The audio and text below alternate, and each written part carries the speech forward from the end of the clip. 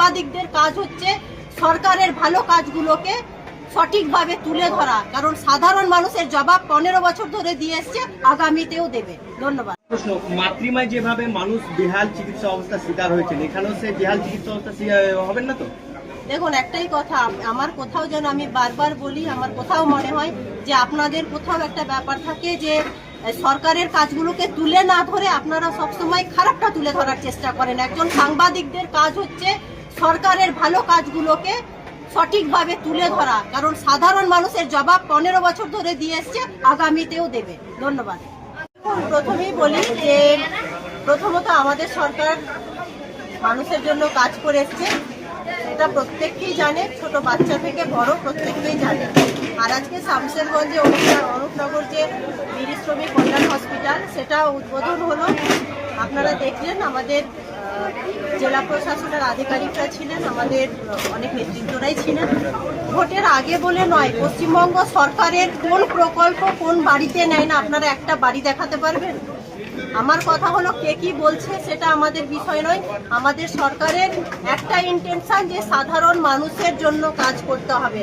আমার একটাই কথা থাকে সবসময় যে আমাদের পশ্চিমবঙ্গের মুখ্যমন্ত্রী মমতা বন্দ্যোপাধ্যায় মানবিকতাকে গুরুত্ব দিয়েছেন, মানুষের জন্য কাজ করেছেন। তো উনার ইন্টেনশন এবং উনার লক্ষ্যকে সামনে রেখে, উনার আদর্শে অনুপ্রাণিত হয়ে জনপ্রতিনিধিরা মুর্শিদাবাদ জেলার প্রত্যেকটা প্রান্তে কি কাজ হবে, কি কাজ হওয়া উচিত সেটা দেখছে, এবং তারই আজকে প্রকৃষ্ট উদাহরণ আপনারা দেখছেন অনুপনগর বীর শ্রমিক কল্যাণ হসপিটাল। এবং এই হসপিটাল যেটা হলো, এটা কিন্তু পার্শ্ববর্তী যে বিধানসভাগুলো এবং মুর্শিদাবাদ ছাড়াও আশেপাশে পাশেই আছে পাকুড়, তো প্রত্যেকটা নিকটবর্তী স্থানগুলোকে ট্যাগ করেই করা হয়েছে। এবং সর্বোপরি শামশেরগঞ্জের মানুষ দ্রুত আনন্দিত, এটাই তো আমাদের প্রাপ্য বিষয়। 25টা আইসিইউ বেড আছে, টোটাল বেড এই বিল্ডিং এ 100টা, আর মাতৃমা যেটা মাদার চাইল্ড হাব সেটাতে হচ্ছে 321টা বেড আছে। ম্যাডাম, লাস্ট প্রশ্ন, মাতৃমায় যেভাবে মানুষ বেহাল চিকিৎসা অবস্থার শিকার হয়েছে, এখানেও সে বেহাল চিকিৎসা অবস্থা হবেন না তো?